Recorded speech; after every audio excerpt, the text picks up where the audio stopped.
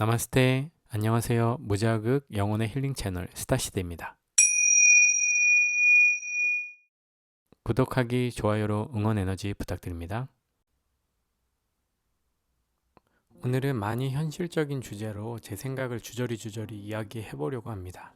제가 세계의 많은 친구들을 만나고 이야기를 해본 결과 한국 사회는 다른 어느 나라보다 빠르게 변하고 유행에 민감하며 쉽게 주변에 휩쓸린다는 사실을 알게 되었습니다. 그리고 이런 사회의 분위기가, 그리고 한국인의 성향이 우리 인생에서 정말 중요한 부분을 차지하는 결혼에 대해서도 크게 영향을 미친다는 사실도 발견하게 되었죠. 그럼 연애부터 한번 살펴보겠습니다. 우리는 20대부터 본격적으로 연애를 시작하는데요. 대학생이 되어서는 마음 편하게 성숙한 어른이 되었다는 착각과 함께 다양한 성적 체험을 경험하고 사랑을 실험하며 자신의 가치를 높이려 노력하게 되는 시기이죠. 30대가 되어서는 결혼이라는 한국인의 의무를 앞에 두고 20대와는 달리 연애에 점점 무게가 실리기 시작합니다. 남자든 여자든 결혼이라는 부담을 안고 연애를 하게 되는 거죠. 그리고 결혼이란 것은 한국 기준으로 남자든 여자든 30대 안에 끝내야 한다는 고정관념이 있기 때문에 주변의 시선이나 부모님과의 갈등과 부딪힐 큰 용기가 있어야 하기 때문에 한국 사회에서는 대부분의 결혼이 이 10년 시기 안에 이루어지고 있습니다. 30대에서는 연애가 곧 결혼이라는 현실적 무게가 있기 때문에 결혼 이후의 삶의 그림이 사랑에 큰 방해가 되기도 합니다. 자신과 정말 잘 맞는 사람이더라도 결혼 이후의 삶이 그 사람의 주변 조건으로 인해 고생스러운 그림이 그려진다면 그 사람과 결혼까지 가기에는 수많은 장애물들을 넘어야 합니다. 자신 스스로의 불확신, 부모님, 친구들의 반대 등등 주변의 소음이 장난이 아니죠. 결국 사랑에 대한 확실한 자기중심이 없으면 주변 영향을 정말 많이 받게 되고 밀려오는 어느 순간의 파도에 결국 굴복하게 돼버리는 거죠. 사랑과 현실적 조건, 모든 것이 완벽한 사람을 만나면 되겠지만 아마 대부분의 분들이 이게 현실적으로 쉽지 않다는 걸 알고 계실 겁니다. 자신의 기준이 쉽게 흔들리듯 우리의 삶이라는 것도 정말 쉽게 변하기 때문인데요. 돈이 많은 남자 여자도 언제까지 그게 유지될지 아무도 모르고 멋지고 예쁜 내 애인도 시간이 지남에 따라 점점 익숙해져 버리고 결국 그 사람보다도 못한 외모의 사람에게 신선한 매력을 느껴버리기도 하니까요. 30대 중반까지 몇 차례의 진지한 연애도 결국 실패로 돌아가면 그 이후부터는 자신감이 점점 떨어지고 마음이 조급해집니다. 왜냐하면 내 눈에 결혼을 한 사람 혹은 결혼을 할 사람만 눈에 띄기 시작하니까요. 그러면 이때부터는 소개팅, 선등을 닥치는 대로 보기 시작하고요.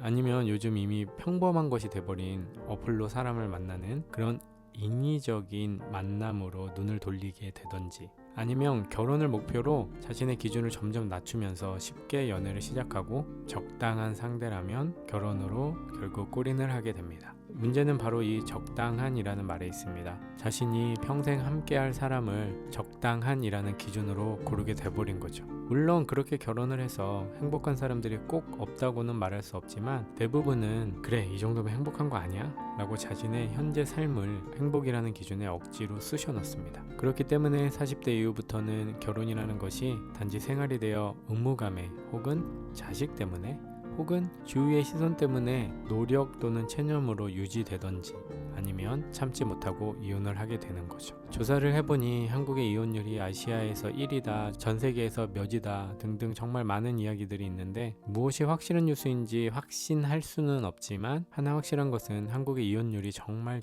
높고 세계에서 꽤 상위권에 속한다는 사실이죠. 결국 한국에서는 결혼은 사회가 모든 것을 결정해 줍니다. 결혼은 이 시기 안에 꼭 해야 되고 배우자의 직업은 이런 것들은 피하고 이런 것들은 선호해도 괜찮으며 결혼식은 딱 요 정도, 신혼여행은 이런 곳, 신혼살림은 이 정도 수준으로 시작. 정말 큰 부분부터 디테일한 영역까지 많은 정보들이 끊임없이 주변 사람을 통해 전달됩니다.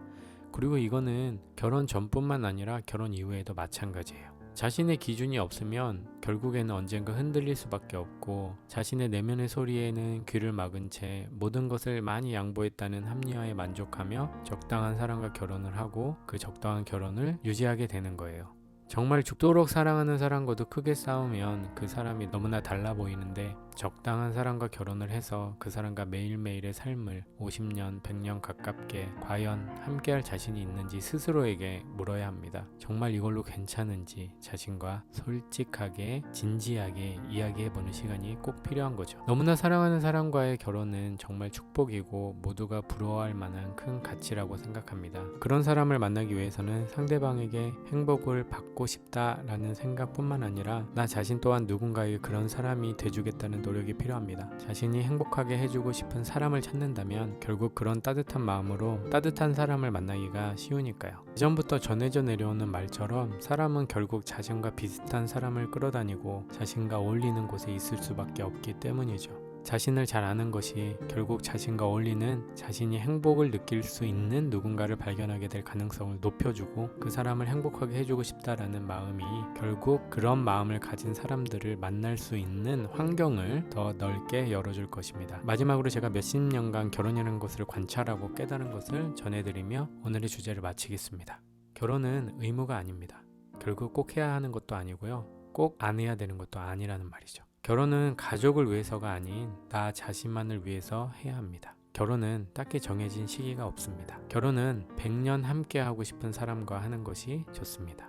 결혼은 내가 행복하게 해주고 싶은 사람을 선택하는 것입니다. 결혼은 자신을 부숴가며 억지로 둘이 하나로 되는 것이 아니고 하나하나가 유지된 행복한 둘이 되는 것입니다. 오늘도 함께 해주셔서 감사합니다.